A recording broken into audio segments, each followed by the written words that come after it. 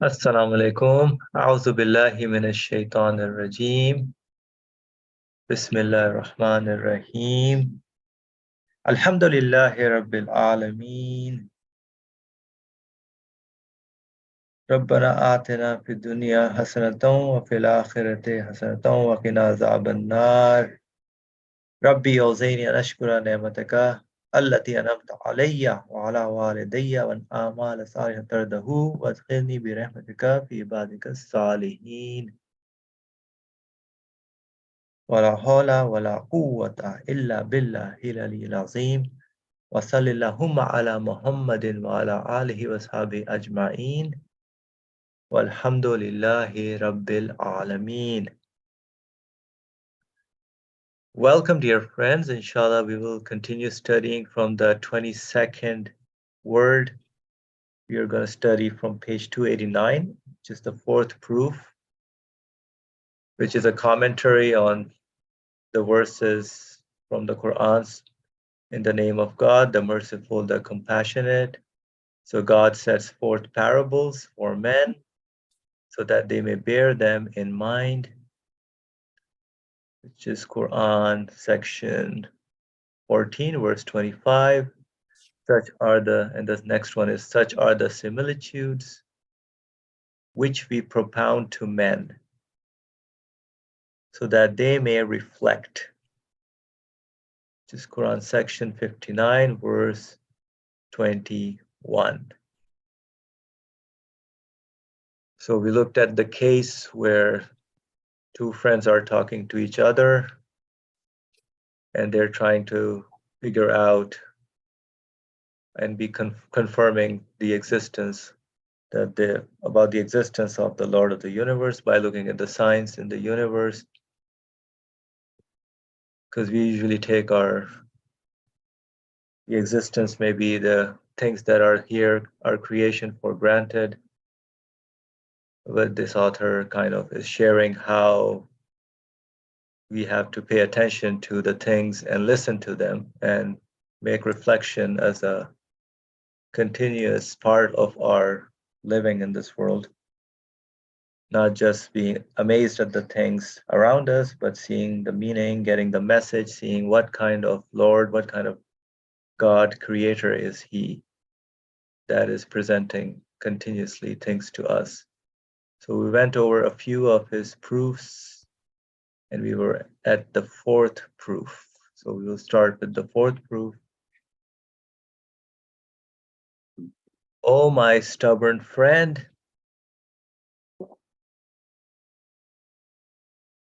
Brother Ali, your mic is on. Would you like to say something? Thank you. Okay, so fourth proof. Oh, my stubborn friend, come. I shall show you something even stranger. So the friend has been examining the things in the universe, the fields, the flowers, whatever, the material side, and each and every being, he says, is a mobile work of art. You start to look at it, and there's a world within itself, tiny mobile machines continuously operating in this huge palace of the universe. And each being, each little thing can be seen as a miniature sample of whatever is seen in the huge palace. So now he says, come, I shall show you something even stranger. Look, all these works and things in this land have changed and are changing. So they are continuously changing. Although we may not really pay attention to the change, we may think the universe is static, but there is continuous change that is happening. We can look at ourselves, how this change is happening. So they do not stop in any one state. So no one can hold on to anything at any moment. Even if we are studying in a lab, whatever we are studying is also changing continuously. There's no static moment in existence at any point. So note carefully that each of these lifeless bodies and unfeeling boxes has taken on the form of being absolutely dominant.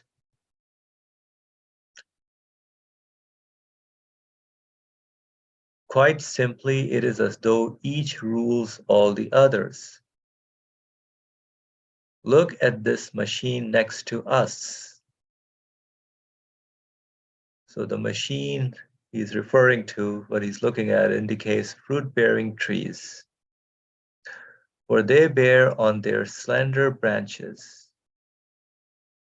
hundreds of workbenches and factories, and weave, adorn, and cook wonderful leaves, flowers, and fruits, and stretch them out to us.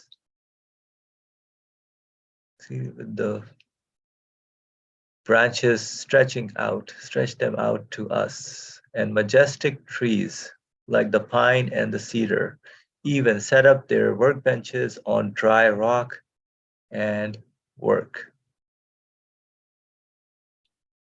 So he calls all of these fruit-bearing trees, all these things as tiny machines, or machines in general, because they are working like a factory, they're performing things.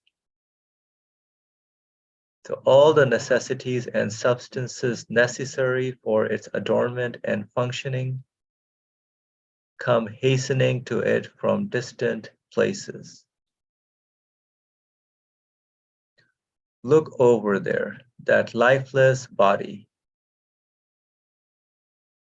Okay, so the lifeless bodies, this alludes to grains, seeds, and the eggs of flies. For example, a fly leaves its eggs on the leaves of the elm. Suddenly, the huge tree turns its leaves into a mother's womb and a cradle for the eggs, and into a store full of a food like honey. Simply in that way, the tree, which is not fruit producing, produces fruits bearing spirits. Very keen observation of what goes on in the universe by the author as well, how he's examining each and everything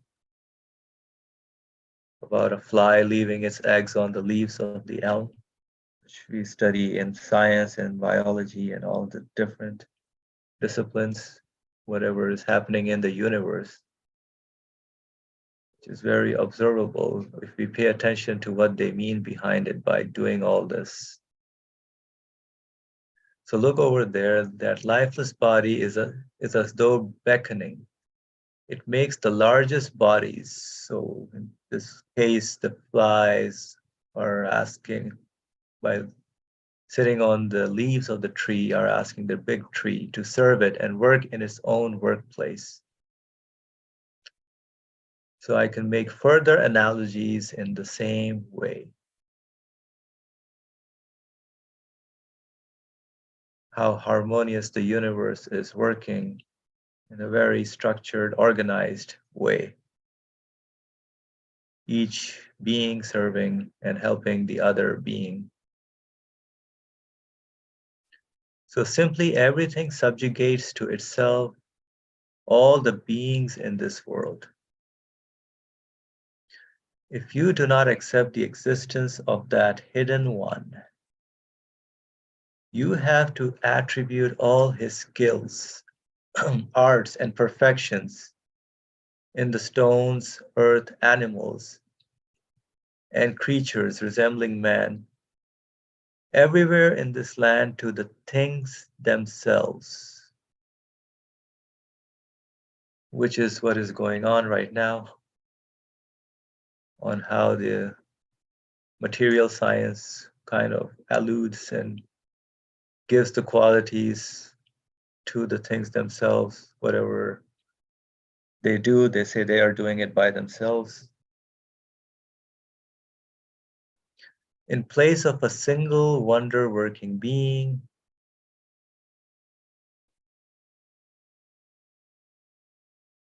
which your mind deems unlikely, you have to accept millions like him, who are both opposed to one another and similar and one within the other.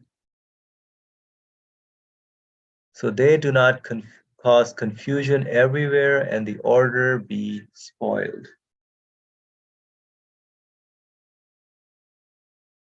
Whereas if two fingers meddle in a country, they cause confusion. Or if there are two headmen in a village, or two governors in a town, or two kings in a country, the result is chaos. So what about an infinite absolute ruler? So in this proof, the argument is being made that if each and everything in the universe is dominating, subjugating each other by themselves, what is to stop them from over-empowering each other? And there is no way this harmony, this balance in the universe would be achieved. But there must be subjected to an absolute ruler, an absolute owner who subjects them to the way they are behaving, all these things to work together in such a fashion, such harmony within the way the order of the universe shows us.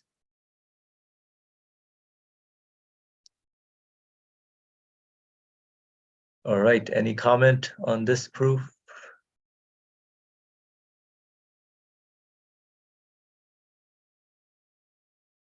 All right, so we'll. Can we Yeah. talk, I mean, can you please talk about this important point that in the last paragraph, in place of a single wonder-working being, which your mind deems unlikely, because our mind of one single wonder-working being is doing all this, but what we see here,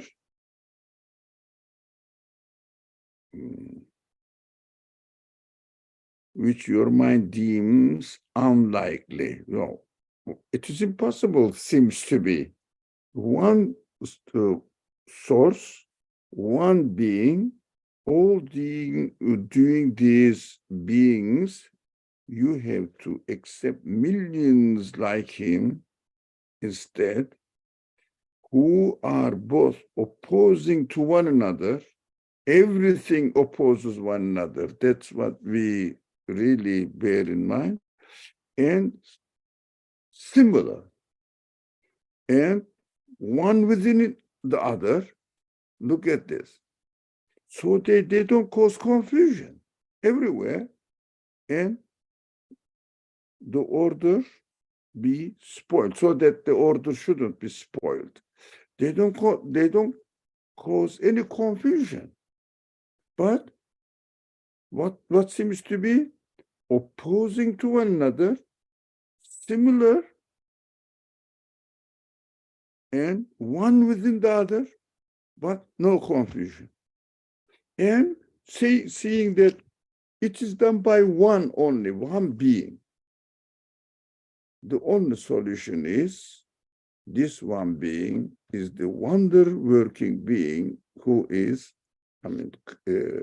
miraculous creation realized by an absolute being. It is a very important point. Would you, or anyone really among our friends here, would like to give examples or talk about it? It is a very amazing point.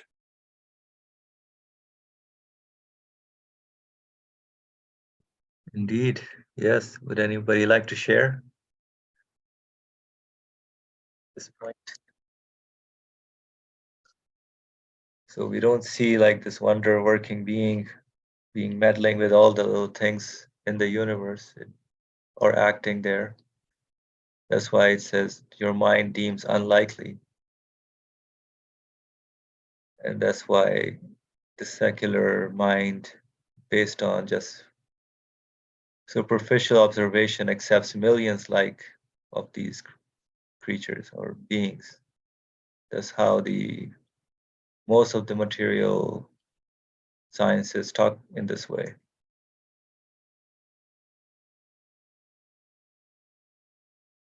Yeah, Suhail, go ahead. Oh, assalamu alaikum. Yeah, it's interesting because, one of the most common things you hear is that why would a single being be concerned with something or someone like me, so apparently insignificant or minuscule in the grand scheme of the cosmos. So, it's hard for like the secular mind to accept that there can only be one source behind all things. So, because it's hard to fathom that one source is involved in the affairs of every single thing, no matter how small or large that thing may be.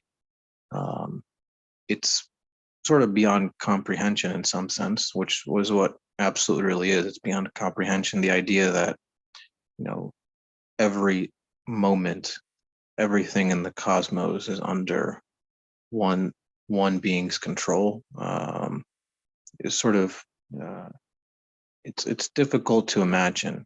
But at the same time, though, I would say, to suggest then that all things are under their own control is also unimaginable, because you just need one thing, one particle, to throw off the order of the entirety of the cosmos. And you never see that happen. It's never happened. So hence why all these scientists try to derive rules and principles and equations and from the order of the cosmos or from the order of the things around us, because it's equally unimaginable to suggest that one particle could throw off the entire balance of the cosmos. It's in perfect harmony. No one accepts that either. Hence why there's entire sciences around the study of the universe. So on one hand, you have that, but at the same time, don't want to accept then that there must be one being behind the order then, because that's the next logical or rational step to make. But yeah, it's no one actually accepts the opposite statement that millions are under their own control, at least not in the studies that they undertake.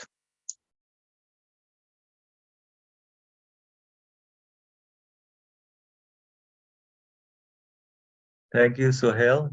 Yeah, so if we look at the universe, by negating all the other things, we can come to the conclusion that there's an absolute source. Right? We can say there must be, since none of these little things, they will fall into La ilaha. And then my conclusion would come into illallah. So let's hear from Farah. I'm just following the statement that you've highlighted to comment. That from one aspect, or from the only aspect, the single most common thing, I guess, or the most fundamental thing about anything in existence is that, it comes into being from potentially not having been there before. And so if that is the fundamental experience and reality of everything in existence, then that is in and of itself the first and the only sort of criterion for asking about, how many things does this point to. And so because everything is fundamentally brought into being, it can only point to, I'm trying to wrap my get my words together on this, but the idea, maybe more simply, what I'm trying to say is that if there was any other fundamental nature to a thing, then we would ask about, more than one source of its existence. But since that's the only thing that's common to all beings and all things in existence, then we would look for, the way to satisfy it in. Sorry, I'm actually, I should think about it a little bit and then raise my hand again. But it seemed a little bit more clearer before I started talking.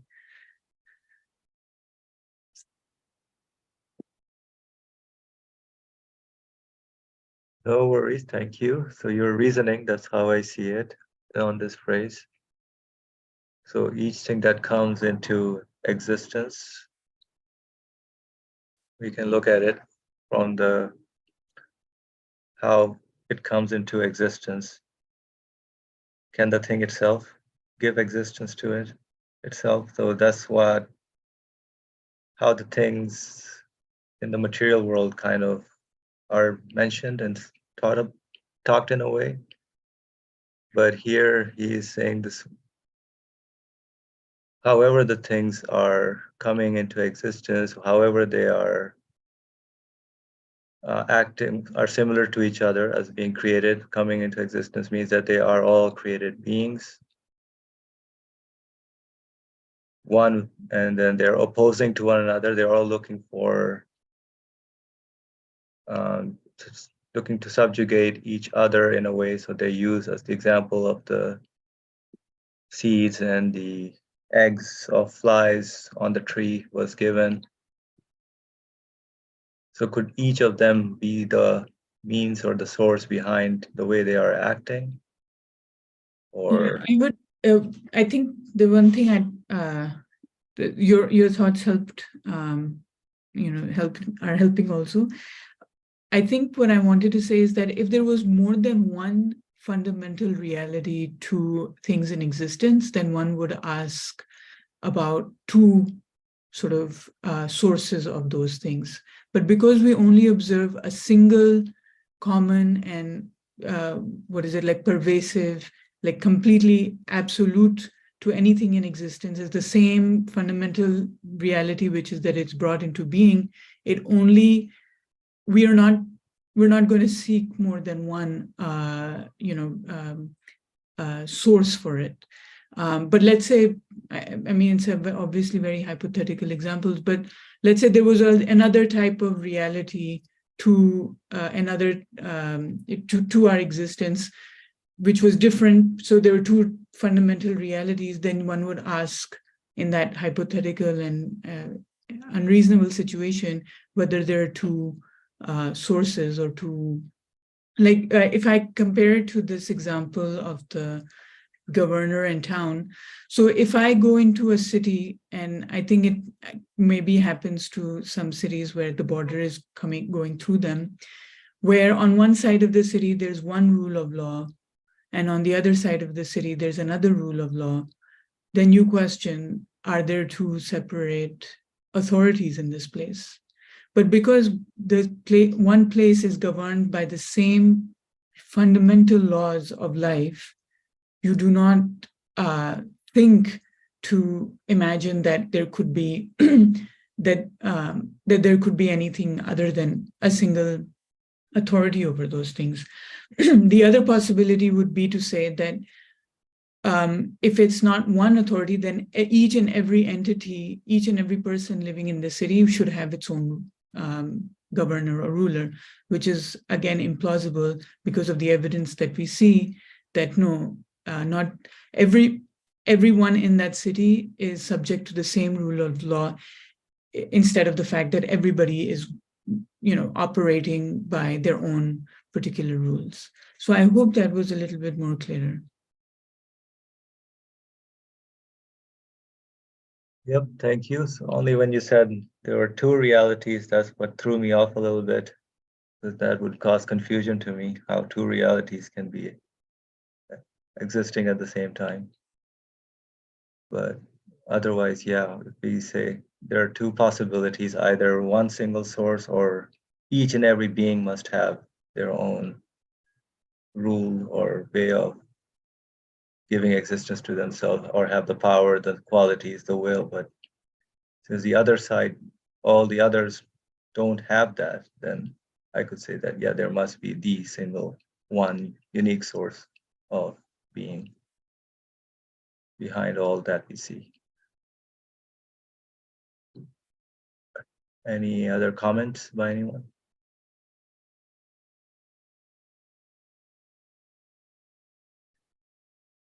All right. Anything anybody wants to add, or Suhail, go ahead. It just reminded me of this verse from Surah Now 73 to 75 about like, is the slave and the owner equal?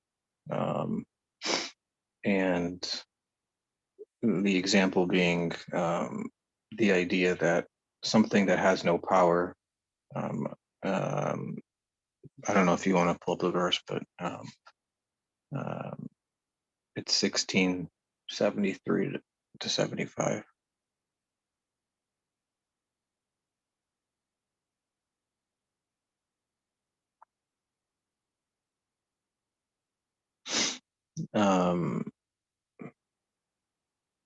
Yeah, so, and they worship besides God that which does not possess for them provision from the heavens and the earth at all. In fact, they are unable. So do not assert similarities to God. Indeed, God knows, and you do not know. He presents an example of a slave owned and unable to do a thing, and to whom we have provided from us good provisions, so he spends from it secretly and publicly. Can they be equal? Praise be to God, but most of them do not know. And to me, that's just sort of the example of the universe. This idea that, you know, I mean, translated as slave, but abd is in a sense like everything, every particle is an abd in this universe. You know, this idea that things are working perfectly and, you know, things are being, you know, provided, but you can't actually observe anything in this world necessarily doing this on its own. Otherwise, everything would be in some sense acting on its own accord, providing and serving, let's say, to the human being, for example. But there's no evidence of that. And as he says, and you do not know, or most of them do not know, because as like Nursi was saying, it's like so unimaginable in my day-to-day life. I don't think about that necessarily, you know. I don't think about oneness being necessarily behind all things at once. I just think about, oh, here is some water, let me drink it, or here is a fruit, let me eat it, or here is a tree, let me take shade underneath it. But because it is somewhat unimaginable that, you know, the same one is behind all things. In some sense, I think about things individually. That one thing is giving me something, another thing is giving me something, and another thing is giving me something. But, you know, when I think about or step back, the order in which they do it, the perfect harmony, can't necessitate that. How is it that all things are working perfectly, such that they're all providing for me something? You know, they don't know me, nor do they care necessarily. They don't know themselves. But if I took that position, then I would have to say all things are under their own control and doing that for me.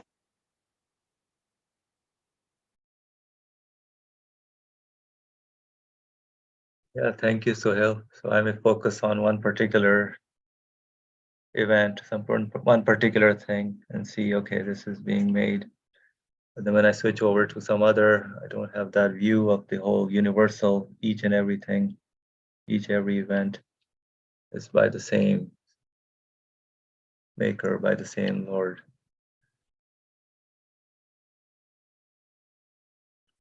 All right. Any others comments before we move on? That was very good. Thank you so much for everyone. All right, let's move on to the fifth proof. Oh, my skeptical friend. Come, look carefully at the inscriptions of this vast palace. Look at all the adornments of the town. See the ordering of this whole land, and reflect on all the works of art in this world. See if these inscriptions are not worked by the pen of one hidden who possesses infinite miracles and skills, and are attributed to unconscious causes, to blind chance and deaf nature. Then every stone and every plant in this land has to be an inscriber so wondrous it can write 1,000 books in every letter and include millions of works of art in a single inscription.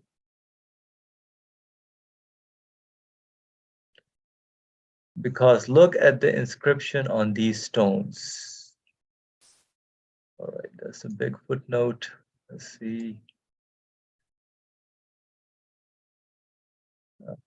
More space. Okay, here we go. This alludes to man.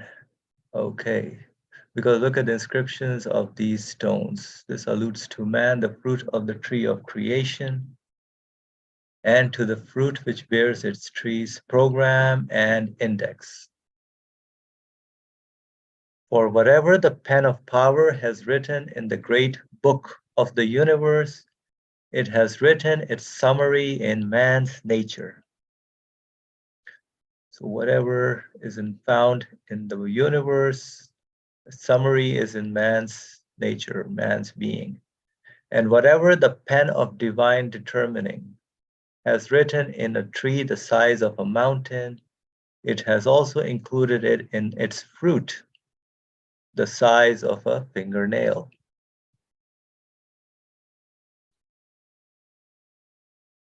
So whatever is the tree going through in life, the whole journey is also inscribed in its fruit, which is smaller than the tree.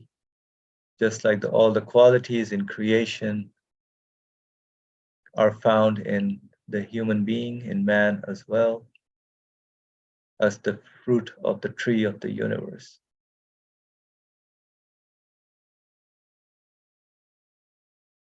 So because look at the inscriptions on these stones, in each are the inscriptions of all the palace. I'm not sure why he called it stones and gave a big footnote to refer to man, because I guess he's looking at the palace as a whole with the bricks and stones. So because look at the inscriptions on these stones, in each are the inscriptions of all the palace and the laws ordering all the town. I think the second question, why does he call stone? Because material side is the same like a stone. It consists of particles, atoms. Good point, yes. It may look like if it's just, material particles, but they are very meaningful, those material particles in the stones. What is written on it is incredible to attribute it to the stone. Matter. Mm-hmm. Right. So in each are the inscriptions of the whole universe, of all the palaces. So in each of those particles, let's say, and the laws ordering all the town. and the programs for organizing the whole country.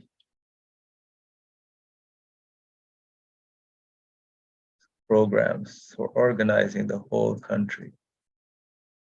The order that each and every particle follows in an organized way, the way law-abiding, law-ordering. That means that it is as wonderful to make these inscriptions as to make the whole country.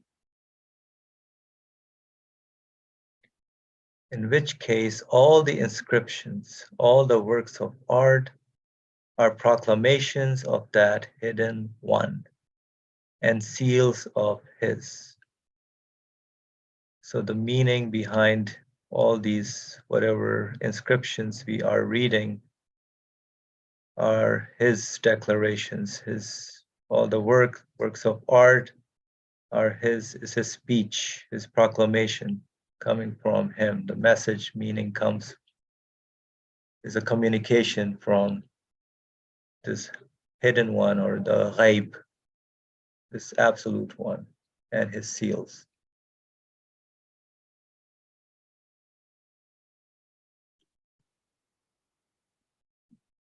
Since a letter cannot exist without showing the one who wrote it. So if I see a letter, it automatically shows that there must be someone who wrote that letter. And an artistic inscription cannot exist without making known its inscriber. How is it that an inscriber who writes a huge book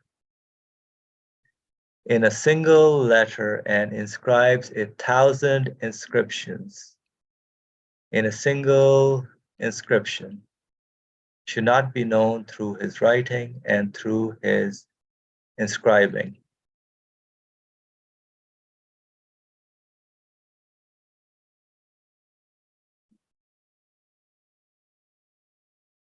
So everything if I see in the universe that if I'm created, then I conclude that I must have a creator. If I see an orange as being created, I know that it must have a creator. So any artistic inscription means that it must have someone who inscribed it or wrote it. This reminds me of the verse we studied, I think in Baqarah, about how God is near.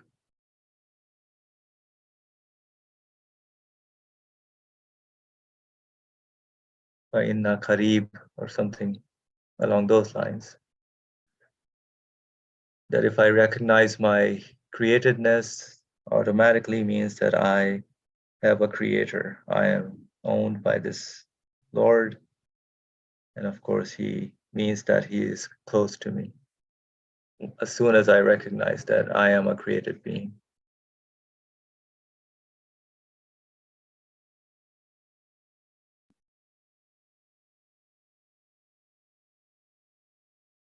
Any comments on this fifth proof?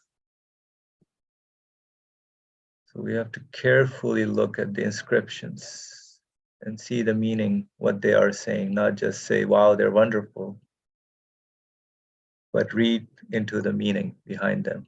Brother Ali, please go ahead. In the following page, an inscriber who writes a huge book in a single letter.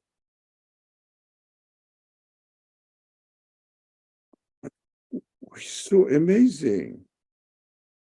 In one seed, he writes the whole animal or plant or tree, everything in it. In one letter, he writes the huge book. In one DNA, he writes the whole story of human race. This is incredible. That's why we have to say absolute. The inscriber must be absolute. In a single letter, one atom is written all the qualities of its maker, demonstrating it. All the qualities. The creation is so amazing, but unfortunately, the education system made us zombies. So we say this is just matter happening in this way. What a cheap, ridiculously cheap appreciating the creation. So that we don't remember God when we look at the things. Nothing is really amazes us. Only something in an animal, for example, which we have never seen the picture of, as, oh, that is something interesting. I never seen this animal. But everything is much, much more interesting than each other and coming into existence in a single letter, in a single DNA cell. Huge book is written. That's interesting. Thank you. You're absolutely right that not the things in the universe doesn't amaze us. Somebody shared a picture or a video of an animal putting his head down, and that got a lot of views and amazement. That's how we are these days. Something we've never seen, we've never experienced, something catches our attention and we are amazed at those things. When each and everything in the universe is like a huge book, is something marvelous and wonderful which we don't really read and understand due to our poor indoctrination and attitude of taking things for granted. So yeah, like you said, and inscribes 1,000 inscriptions in a single inscription. Should he not be known through his writing and through his inscribing? Good question to wonder for ourselves. Well, it suggests that the last beat of the paragraph says, then the inscriber, the single absolute inscriber in a single inscription, we should know through his writing, his inscription, look, the universe is the only means of human being to get to know who the inscriber, the writer, the creator is. But Quran speaks. Quran just tells about this inscriber what we see in the universe. But we cannot imagine that it must be the inscriber, the creator. Let's make it simple. The creator is absolute. That is what Quran says. It is lam yalid wa lam yulad wa lam yakul lahu kufuwan ahad. We say, yeah, it must be so. Confirm the message. But we confirm the message just because our observation of the universe. I repeat this point every time. We cannot read the Quran without looking at the universe. Impossible. We cannot confirm the Quran without observing the universe. This is not the fashion. This is not the way the Muslims present religion and belief. we claim what the Quran says is true because Quran says so. No one believes in us anymore. Of course, none of the thinking people, questioning people believes in us. What Quran says is true because it is said in the Quran. Which kind of reasoning? It is not valid anymore. We have to wake up. We have to wake up.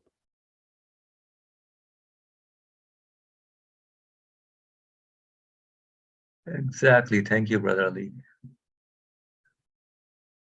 So, Quran verses and the universe have to go together hand in hand to confirm. That's based on the evidence in the universe that we can confirm what the Quran is saying.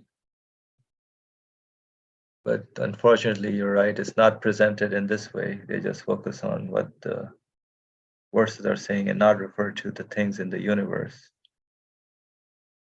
Maybe a little bit, but not to the meaning behind how the things glorify, portray the qualities, announce their maker. Reading of the universe is kind of missing. How many public speakers, how many khutbahs have you heard? How many books have you heard? Have you read? Studying the Quran alongside with the witnessing of the universe. How many? Please, if you see somebody, please let me know. Please let me know. I'm dying for it. That is why when we speak to Muslims, which Asim knows them, experiences with me, when we talk about the creation, they don't understand that we are talking about religion. We are talking about the Quran, content of the Quran. Because we are talking about the universe, witnesses. They feel estranged. So much really ingrained in our minds and in our veins. The Quran is sufficient for us. No, without the universe, you cannot confirm the Quran so that the Quran will be sufficient for you. How can you confirm the Quran without the work its speaker presents and performs in front of our eyes? That is what I'm doing. You have to see me as this word is very important. It should not be known through his writing, his creation, through his creation. How can you not really admire this author? Huh? Of course, you have to give the privilege, how do you say, a primary position, priority in understanding the Quran.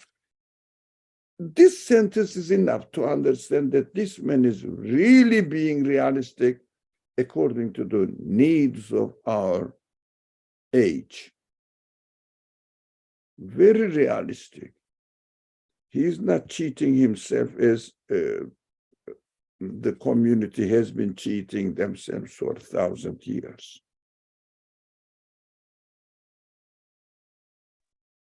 Thank you, Brother Ali. Suhail, go ahead. I would answer that question to never heard that. I personally, I think the reason is that, unlike Nursi, I don't, take, this is my personal opinion, I don't take people who call themselves scholars or sheikhs or imams seriously. I mean, at this point in my life, and I'm sure some people here don't either. And I think the reason is because the study of religion or Islam is primarily focused on, and I think that's like what Nursi was trying to do, was change the educational system or madrasa system, and that there's no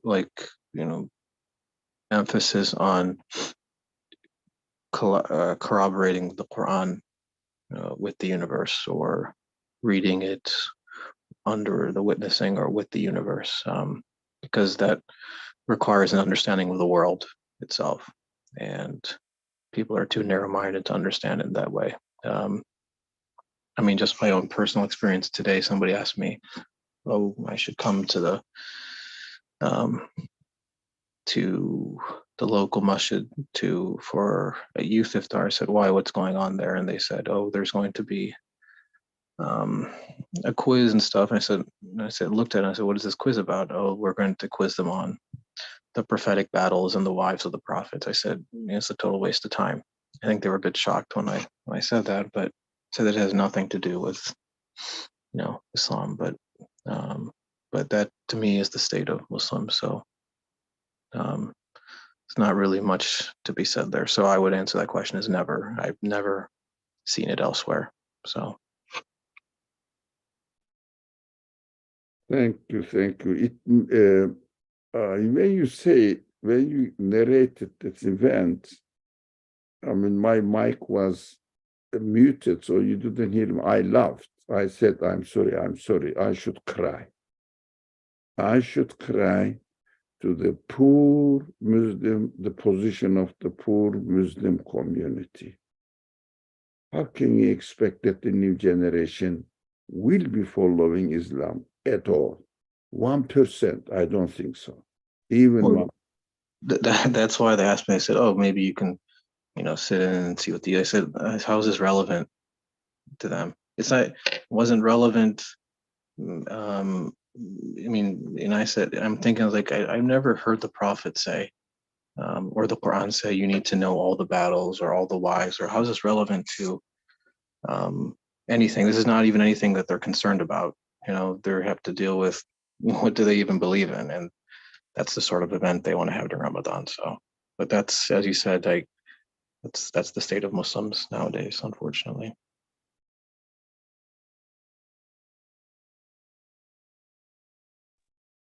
Farah, go ahead. So I've been very curious every time we do discuss the fact that about this particular approach to the Quran and its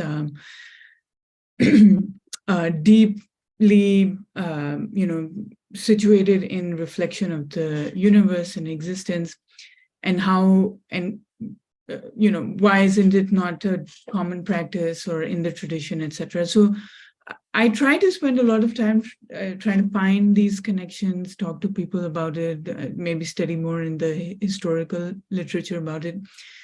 My brief understanding is that, and developing understanding so far, is that, I mean, the concept of the Quran being likened to the universe and to creation as a concept is not unknown, right? Even amongst the many common people, they will very easily let you know that, yes, Quran says to reflect on the moon and the sun and the day and the night and the things in nature and the ayat of the universe.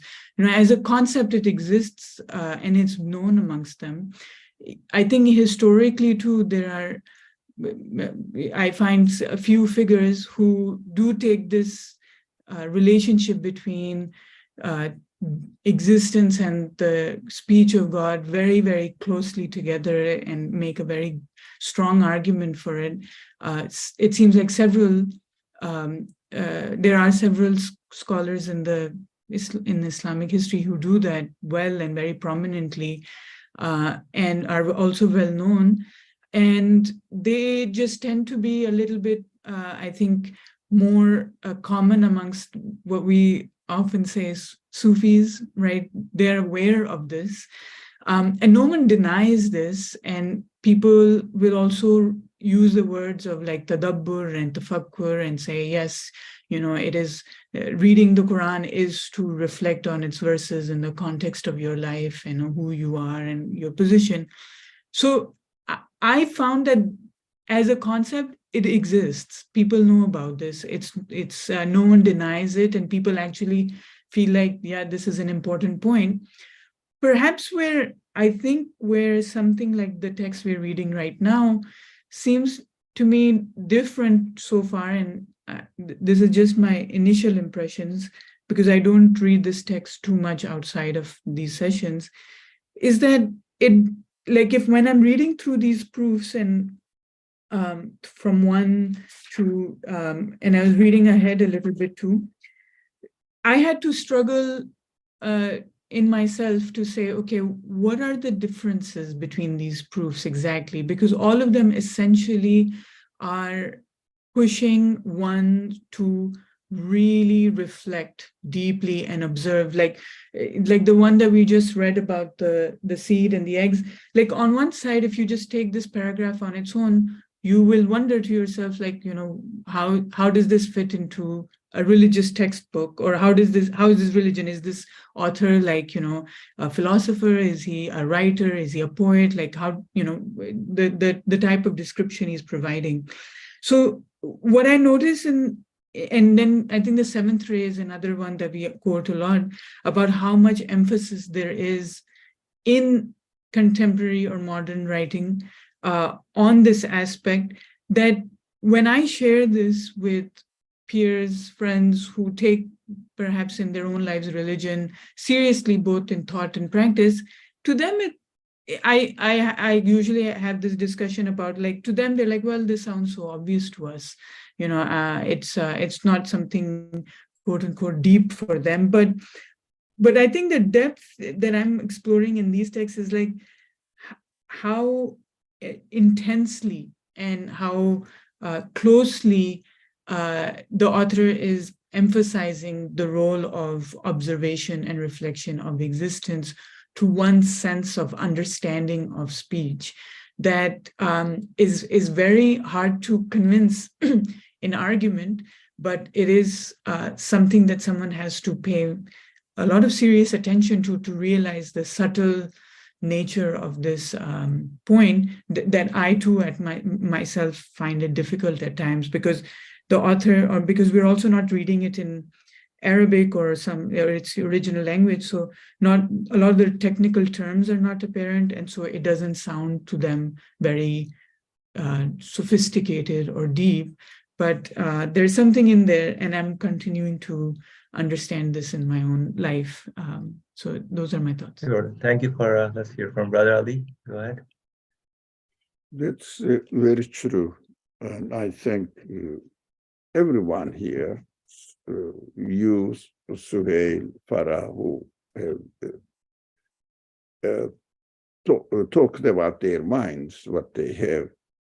I'm very happy. If someone is just a little bit familiar with the Quran, not just reading from time to time certain chapters in the prayer, no, familiar with the Quran, just a little bit, it doesn't have to be a deep study background of the Quran, no. They cannot deny that the Quran is really emphasizing on looking at the universe and looking at the things of the universe and reflecting on them. It is impossible not to see it. That is fact. But this is nothing. To me, nothing. Why? I'm not accompanying this observation of the universe in order to confirm my belief. There is no such education. One. The other, how many tafsir you read, commentary on the Quran you read, who studies the Quran alongside with the universe? How many? I claim even this. Show me one. I would say that this sort of like engagement with the Quran that we're talking about, it doesn't occur in the tafsir, which is, you know, verse by verse, taking every verse and then, you know, talking about the grammar and talking about the fiqh rules. But it occurs in texts like, we know that people call this text a tafsir too, but it doesn't look like, you know, in its organization like a tafsir. But similarly, there are a lot of texts that don't look like tafsir, but are essentially engaging with the Quran in a way that is more connected to one's experience of being. But I would agree with you that people are very focused on limiting the Quranic understanding to only tafsir literature that looks like the tafsir and that has these famous sort of names associated with it, and they don't look outside of it. But if they did, they perhaps would find something, including the book that we're reading. I've never seen it as mentioned earlier. In some Sufi writings, you see the traces of it, nothing else, but very limited. That is why we have to pay attention how to study the Quran alongside with the witnessing of the universe, the creation. Look, none of the prophets were sent to a people who have some sort of followers of the truth. No, they were single people. Think about yourself, not as a prophet, but following the prophetic tradition. I am here, sent by my Creator. I realize the truth. I have to do the mission of the prophet by following his sunnah, starting from by myself and one person next to me. All the prophets did this struggle. That is a great example. 1, 2, 3. Number is not important. What is important? Who is really realizing this, so that we have to let them understand the importance of studying the Quran alongside with the universe. The universe is the witness. Quran is the explanation of the witness, how or what they are telling us. As the Nursi emphasized this morning in America this morning, in our morning discussion, Quran says we created or we decorated the heavens and earth in order to entertain, if you like, or for the people who observes it. And nurses start saying, who listens to it. Why? Observation must result in listening to what they say. If I don't look at them in order to see what they are teaching me, what is the point in looking at them? Like a cow looking at something wonderful. So we have to understand that Quran must be read in this way. I have to listen to what they say and listen to the Quran, what Quran says, and see the similarities and supporting each other, harmony with each other, so that I will establish my belief on what I observe really, and I cannot deny it because I'm observing it. Now what we say, believe in God, believe in hereafter, believing in angels, believe in wahi, revelation, they are in ghaib. Ghaib, but ghaib speaks. Ghaib speaks through the universe. Ghaib speaks through the Quran, yes. But we have to listen both of them. Unfortunately, we don't see that the universe is speaking. But no one says, universe is speaking. But Nursi says, universe is not only speech. It is an orchestra singing the song of the praise of his creator. So much revolution in thinking, Muslim history. Revolution. It is amazing. It is not really making a propaganda. If you don't like it, don't read it. You deprive yourself of it. That's so simple.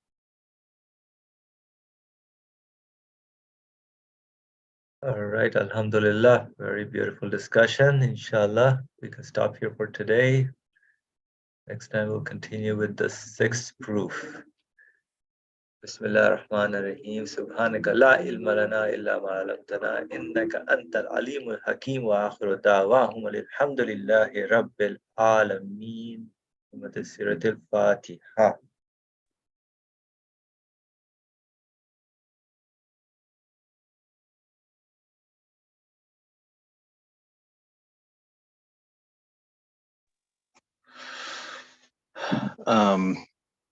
Thank you, everyone. Any final comments, Suhail?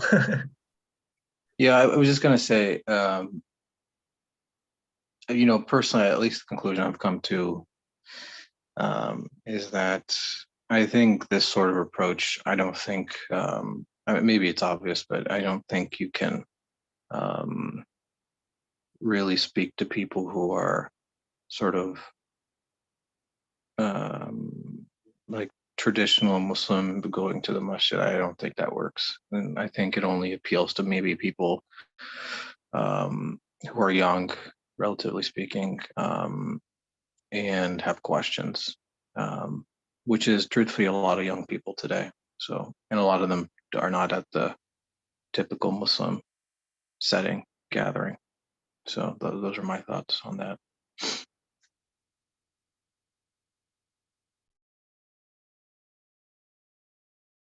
Sure, thank you. Yeah, we recently had an experience where college students were coming for a class, Quranic class. They were expecting like a discourse,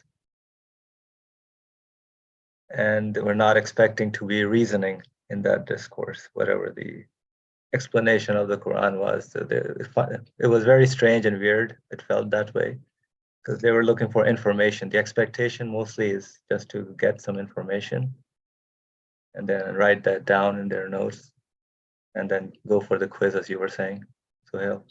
Yeah, I think that's the problem, is that I think people think that the Quran has to do with facts. It's a factual book. Thinking about this the other day, like just after this, somebody mentioned this to me about this thing today.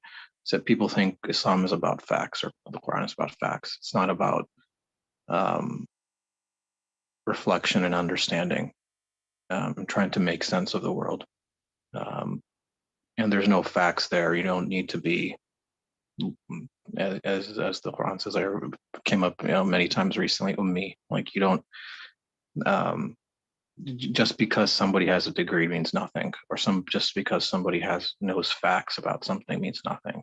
Doesn't mean they understand anything, truthfully, or understand what something actually means. And I think that's the problem, is that I don't know when it happened historically or why it happened historically. I mean, maybe Ali Member can better answer that, but it became about facts. It became about information, and that's what people sort of think that being knowledgeable is knowing information. I think we shouldn't be cheating ourselves, saying that, oh, this person believes in the Quran. Whatever Quran says, he believes, praise. He may be a good person, yes, okay. But that is not my audience at all. I shouldn't waste my time with these people. Why? They are not going to learn anything new. They are not going to really confirm their belief. They will just follow blindly because they are not questioning people. That is why, that is my dilemma. That's my dilemma. I say I shouldn't waste my time with non-questioning people. The problem is I am too old. I cannot mingle up with young people who are mostly questioning. We feel in our comfort zone. Oh, Muslims, narrate a verse, an ayah from the Quran, they are happy. They say, oh yeah, that's our religion. Alhamdulillah, I believe in it. Why?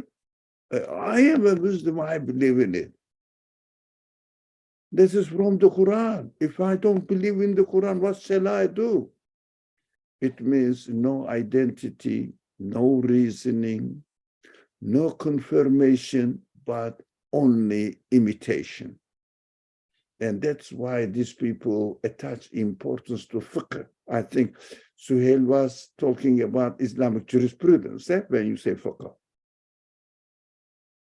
Correct? Yes, essentially laws, rules, Yeah. this, that, and the other, history, things like that. Yeah. Yeah, of course. The which war took place after what, and what year? And we have nothing to say to those people who say that Islam spread with sword. Why? We keep talking about war, and we are proud of wars.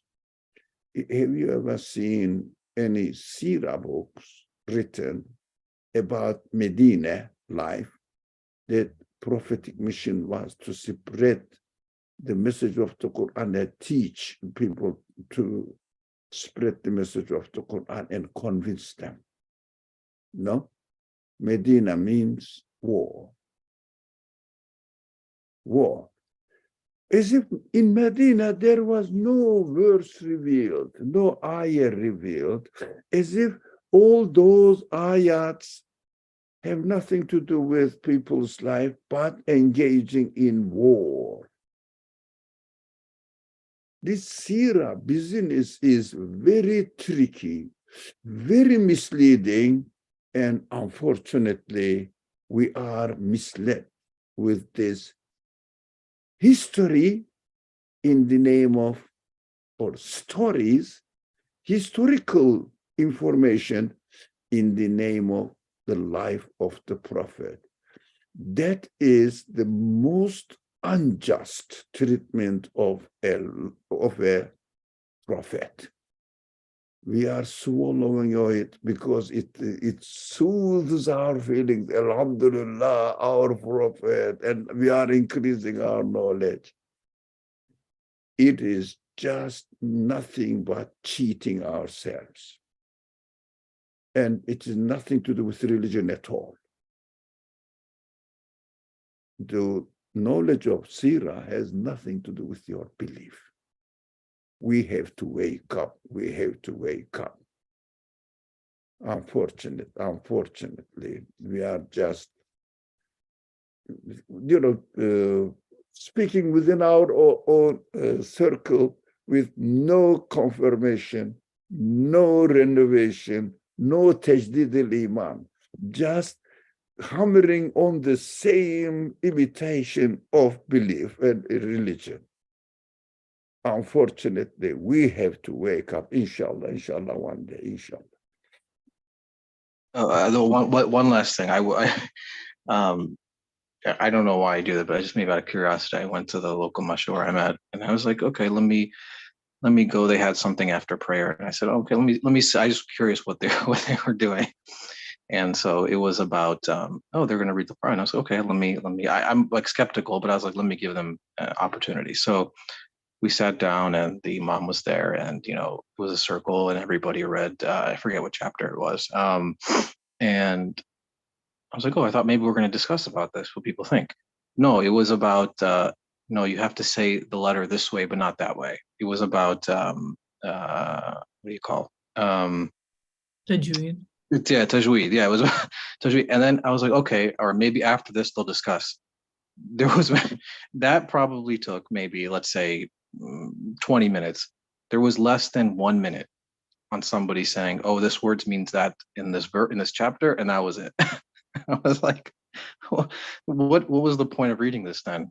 If you got nothing out of it, if it was just how to say one word, or what emphasis to put on the word here based off of the markings or the tashkil or something. I was like, this is pointless. And that's, people loved it apparently. I was like, I don't understand this, but that's I guess the general experience. So Yep, that's right.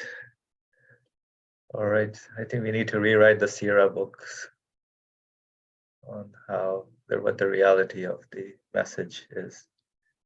Inshallah. Bismillah ar-Rahman ar-Rahim. Thank you, everyone. So I'll stop here. Assalamu alaikum.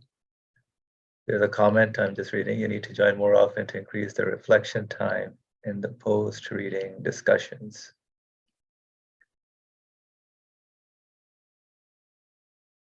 What is it referring to, Ajbeza, if you may add? That was just a response to Sohail's comment about, like, you know, I think there's also the aspect of, like, when you do join community events, like, I don't know, personally myself, if I make an effort to show up consistently, then I can kind of make a space for myself in the way that I want there. And it doesn't happen necessarily immediately, but as people begin to recognize you, then they become more receptive to what you have to offer. And inshallah, if there is a very important aspect that is missing there, which is kind of the meaning aspect of the reading of the Quran, then I think there is virtue in also not giving up on it just because it's lacking, perhaps even joining more adamantly because it's not there.